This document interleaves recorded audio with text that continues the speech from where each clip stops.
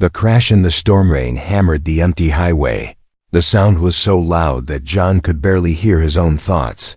His old truck rattled and shook as wind pushed against it. The wipers moved back and forth, but the glass was already blur. It was the kind of storm that made the world feel smaller, like you were trapped in a dark tunnel with no way out. John kept his eyes on the thin line of the road. He was hauling food supplies to a small town hours away. The clock on the dashboard said it was almost midnight. No other cars were in sight. Just the endless black of the road and the violent dance of rain in his headlights. A flash of lightning split the sky. For a second, the trees and road lit up white, and then he saw it. A strange silver shape, low to the ground, swerving wildly ahead. Before he could even process what it was, it slid sideways right into his lane. John slammed his foot on the brake. Tires screamed on the wet road. The truck shook. The silver vehicle spun, and the side of it hit his front bumper with a sharp crunch. It wasn't the deep, heavy crash of steel on steel. It was a thin, brittle sound, like glass breaking underwater. The truck came to a stop, steam hissing from under the hood. For a moment, the only sound was rain. Then, from the wreck, a door swung open. A woman stumbled out. She was barefoot, wearing a thin, torn suit that clung to her like it was part of her skin. Her hair was plastered to her face, and her eyes. They glowed faintly in the darkness, a cold silver light. She slipped on the wet road but forced herself toward him. Her voice was weak but urgent. "Please, protect me. The storms will kill me." John blinked, not sure if he heard her right. "What? You're hurt. Come on, we'll get you inside." "No," she said quickly. Looking over her shoulder at the trees, her breathing was fast, her hands trembling. "You don't understand. This storm is not just rain." John glanced at the highway around them. Water flowed down in rivers, pooling near the tires. Lightning flashed again, and for a split second. The rain didn't look like water. It looked heavier, thicker almost. Like it was alive. He shook the thought away. "You're in shock. Come on, I'll call the police." But she stepped closer and grabbed his arm with surprising strength. Her skin was cold, too cold for a living person. "Don't call them. Don't stop here. We have to move now." In the distance, thunder rolled. But it didn't sound like thunder. It was deeper, slower, more like a growl coming from the ground itself. John felt it in his chest, like the air was vibrating. The woman's eyes darted toward the sound, and she pulled at his sleeve. "They're coming," she whispered. Before he could ask who they were, the rain hit the truck's side window. It should have been just water, but where it touched the glass, tiny pits appeared. At first, John thought it was an illusion. Then he saw the holes growing, the edges hissing as if burned by acid. He stumbled back, his pulse quickening. "What the hell?" The woman stepped in front of him, her glowing eyes fixed on the storm. "They know I'm here," she said.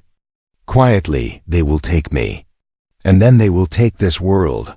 John's mind raced. Was this some kind of drugged-up runaway? An escapee from a lab? Or was he the one losing his mind in the middle of a storm? Lightning flared again, and this time John saw movement. Not the swaying of trees or the splash of rain.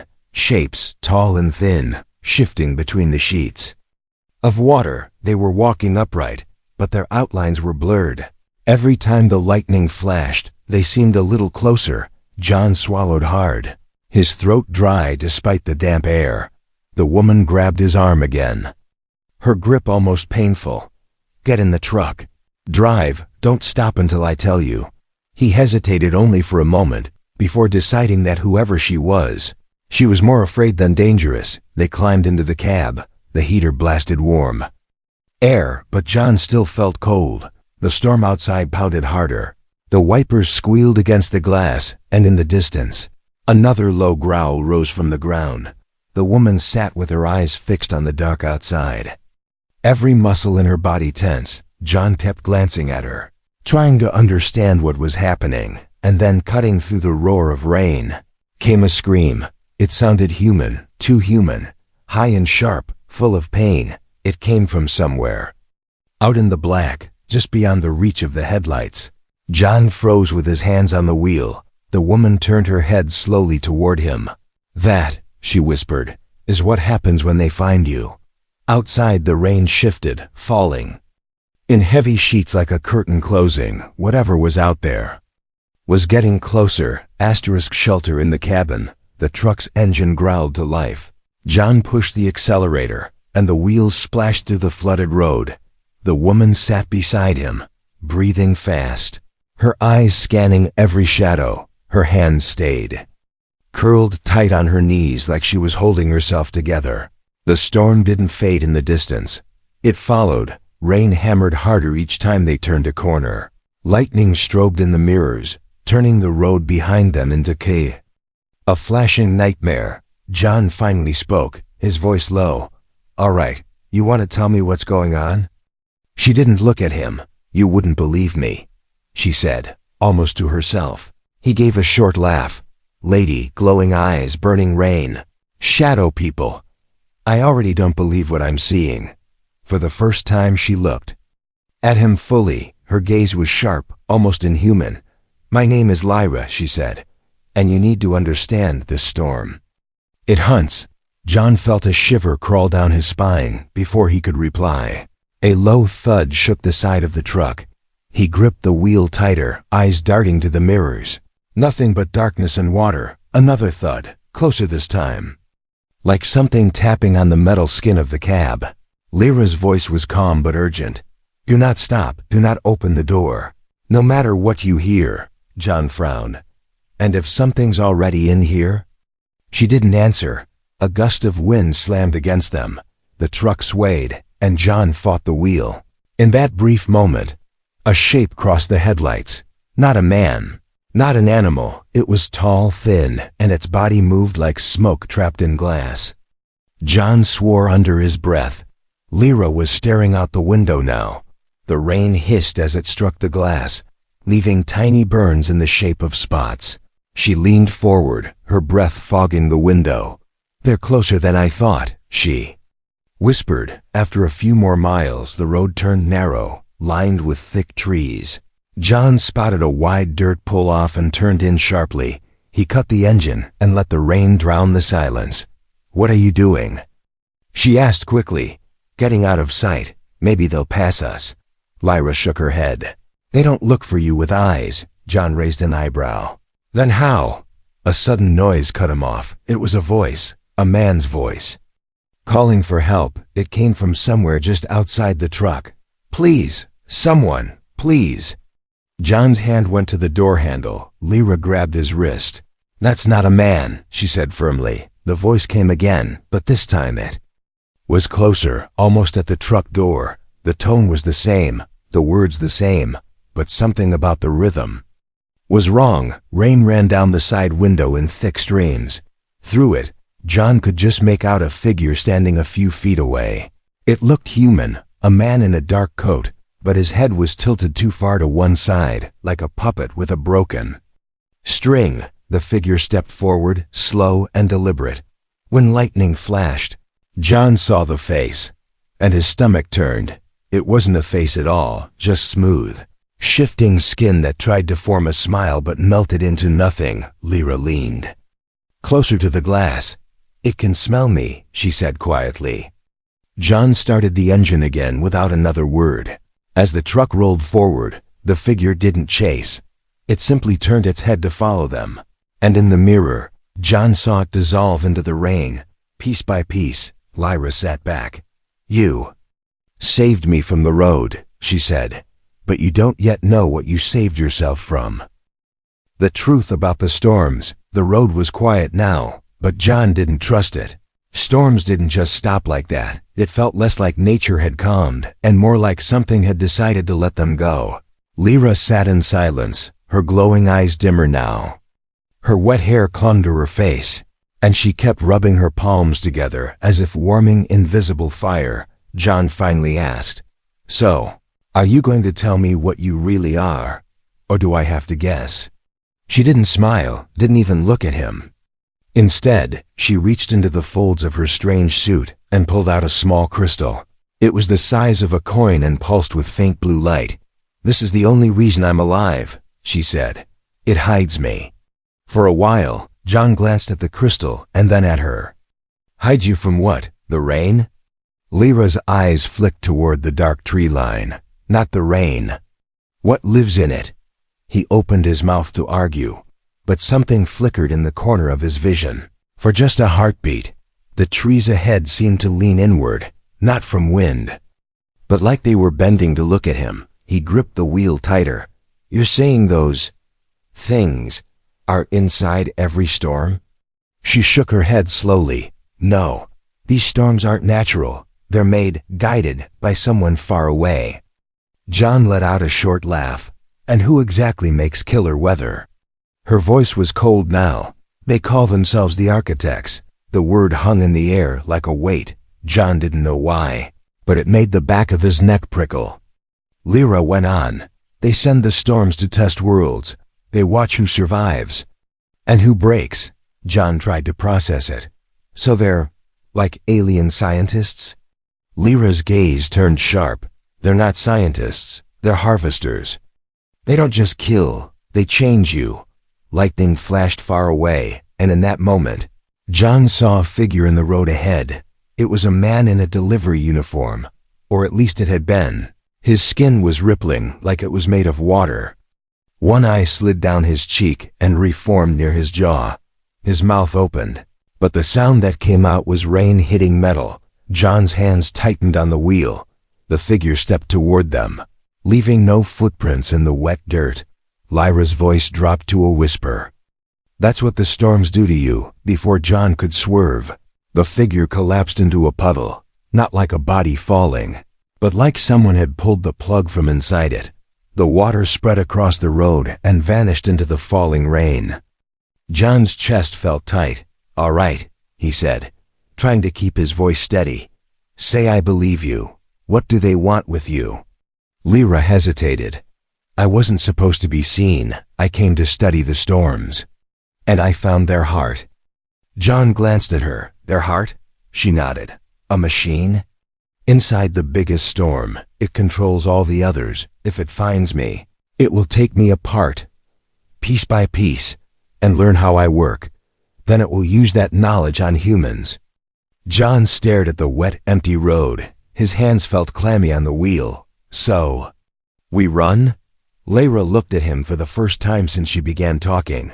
"No, we make them afraid." Asterisk chased on the highway John had driven through bad weather before.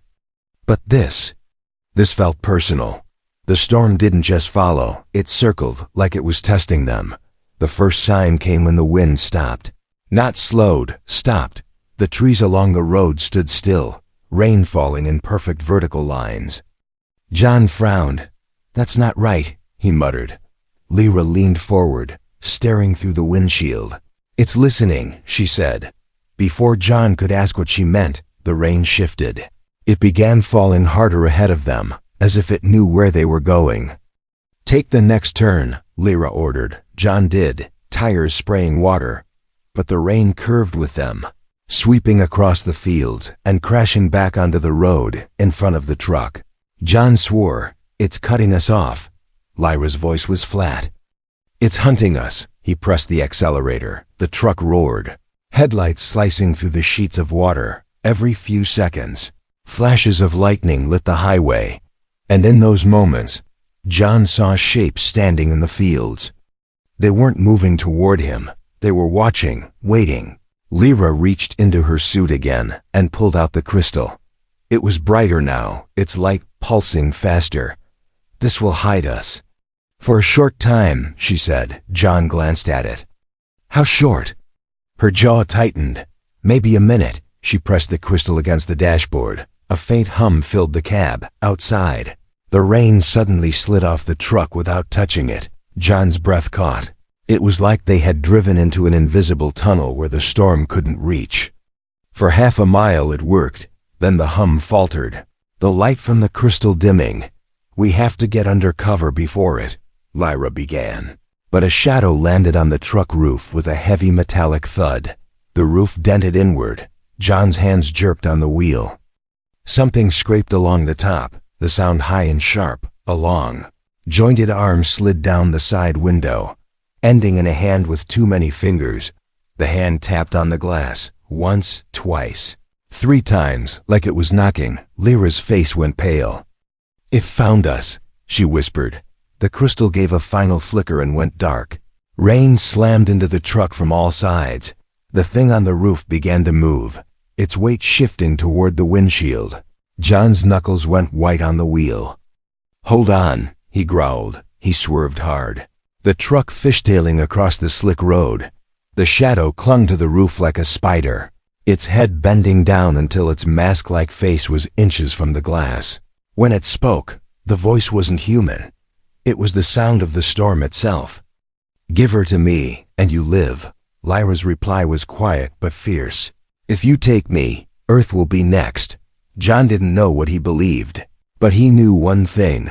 Whatever this thing was, he wasn't handing her over. The hunter, the masked thing, clung to the roof as John fought to keep the truck steady. Rain blasted the windshield, the wipers squealing against glass that was already starting to pit and bubble. The voice came again, deeper now. "Human driver, your life is not required for the harvest." John's grip tightened on the wheel. "I'm guessing that's supposed to make me feel better," he muttered. Lyra's gaze didn't leave the roof. "It's a hunter, built to find me no matter where I hide." She hesitated. "But I didn't know they would send one that could speak." The roof groaned as the weight shifted. A hand reached down, its fingers impossibly long. It brushed John's shoulder through the broken gap in the window, not grabbing, just touching. A slow, deliberate press, like someone testing the firmness of fruit. John flinched, swerving hard. The hunter didn't fall. Instead, its head lowered until its mask was level with the windshield. Behind the silver faceplate, something moved like liquid shadows flowing beneath glass. "Your species resists," it said. "Your mind patterns are irregular." The way it said irregular made John's skin crawl. Lyra's voice cut through the pounding rain. "It's mapping you. It wants to know why you're fighting back instead of giving me up." The hunter tilted its head, almost curious. "Your kind trades safety for strangers. This is inefficient." John glared at it through the glass. "Yeah, well, welcome to Earth." Lightning split the sky, and for a split second, John saw the hunter's body fully. It wasn't made of metal or flesh. It was both. Parts of it shimmered like steel, others rippled like water. Each movement seemed to rewrite its shape, like it was built from living code. The hunter's arm darted down, too fast to follow. In one motion it grabbed John's wrist. Cold, crushing pressure locked around his bones. It could have snapped him in an instant, but it didn't. Instead, it just held him, like it was waiting for something. John met its mask with a steady glare. "Not happening," he said. He slammed his foot on the brake. The truck's tires screamed on the wet road. The hunter slid forward across the hood, claws tearing shallow scars into the metal. Lyra acted fast. She pulled the crystal from her suit and twisted it hard. It let out a flash of white light, so bright it burned through the rain. The hunter recoiled, a strange static scream rattling the air. Its body seemed to pixelate, breaking into fragments before snapping back together. But before it leapt away, it spoke again, not to Lyra, but to John. "You will not be ignored." Then it was gone, swallowed by the rain. John's heart pounded. What the hell does that mean? Lyra didn't answer. She was staring into the darkness ahead. "They're not just hunting me anymore," she whispered. "They're hunting you too." Asterisk into the eye, the road ahead vanished into a wall of burning rain. Each drop hissed when it hit the hood, leaving tiny black scars in the metal. John gritted his teeth. "You sure about this?" Lyra didn't look at him. "It's the only way. The heart is inside the eye." The hunter's last words still echoed in his mind, but there was no time to dwell on them. John pushed the accelerator. The truck roared into the downpour. The moment they crossed the wall, the world changed. The noise of the storm faded. The rain stopped mid-air, each drop hanging frozen like glass beads, and the sky above. It wasn't sky at all. It curved inward, vast and glowing, like they were inside a giant hollow sphere. John slowed the truck, his mouth dry. The clouds above were threads of light, pulsing faintly. They weren't moving randomly. They were moving together, like veins carrying energy. "This isn't weather," he muttered. Lyra's voice was low. "No. This is the machine." The ground under the tires shimmered like wet glass. Shape shifted beneath it, twisting away as if something enormous was swimming just below the surface. John glanced at Lyra. "Is it alive?" Her eyes stayed fixed on the center. "It's aware," she said, "and now it knows we're here." A low hum filled the air. It wasn't coming from one place. It was everywhere. John's skin prickled. The lights above changed color, moving from white to deep red. Lyra's face tightened. "It's scanning us." Before John could react, the frozen raindrops began to move again, but upward. They floated toward the red threads above, vanishing into them like data being uploaded, and in their place, new shapes began to form, thin, tall, human-like. But wrong. Their limbs were too long, their faces blank. Each one tilted its head in the exact same motion, as if they shared one mind. Lyra gripped the crystal. "They're part of it, extensions of the core." The figures began walking toward the truck, their feet not quite touching the ground. John's hands tightened on the wheel. "How close is the heart?" Lyra pointed to the very center of the glowing sphere. There, floating above the ground, was a massive sphere of light wrapped in arcs of lightning. It pulsed like a heartbeat, each flash sending waves of heat through the air. The hum grew louder. The figures began to run now, their bodies glitching in and out of focus. John slammed the accelerator, the truck lurching forward. The glass ground under the tires cracked with a sound like ice breaking. The core seemed to swell as they neared, the lightning arcs flaring brighter. It wasn't just reacting, it was watching. As they reached the edge of the platform holding the sphere, a voice filled the air. It was neither male nor female, neither near nor far. "Human, you were not in the design." John's stomach dropped. The machine knew him, and it didn't sound pleased. Asterisk. The choice. The platform under the truck glowed brighter with each pulse from the sphere. The figures surrounding them stopped running, standing perfectly still. They weren't waiting, they were expecting. Lyra stepped out of the truck. The red light from above painted her silver suit in shifting shadows. John leaned across the seat. "Hey, you said we were doing this together." She turned to him, her expression calm but sad. "No, John. This is where you survive, and I end it." Before he could argue, the machine's voice rolled through the air again. "Architect, seed bearer. Return to the fold." Lyra ignored it, pulling the crystal from her suit. Its light was so bright now it hurt to look at. "This will overload the core," she said. "But it will take all of me to do it." John's fists clenched. "There's got to be another way." She shook her head. "If it lives, the storms will spread to every human city. If it dies, your world has a chance." The hum deepened, and the figures began to close in. John jumped down from the cab, rain hissing where it touched the glowing platform. "If you're going, I'm going too." Lyra stepped close, her hand pressing flat against his chest. Her touch burned, not with heat, but with something deeper.